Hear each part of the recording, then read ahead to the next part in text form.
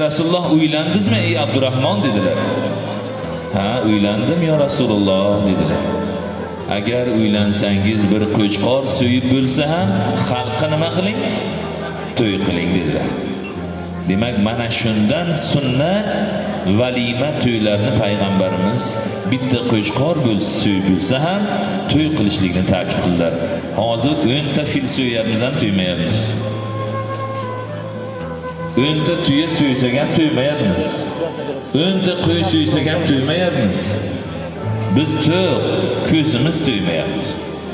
Hozir ocharchilik zamon emas.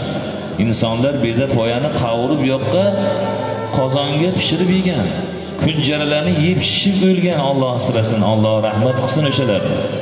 Nonlarga shunaqa navbatda turib, oilasi uchun kuni bo'yi 200 gram buxonka non uchun o'tirgan bobolar bosh yerda o'tirgan bo'lsalar aytsinlar, tirik guvohlar.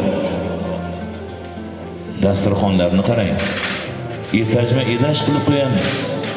Yeyishlik bitta kabobni chiroyli go'zal liposhka non bilan qanday to'yib yerdik? Tunuka tabaqlar esizdami?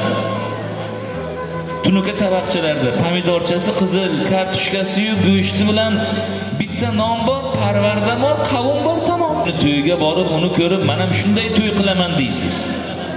Sizni to'yingiz taomingizni turli xil bo'lishligida emas, balki farzandingizni baxtida, farzandingizni osuda hayot kechirishlardir ayni baxt.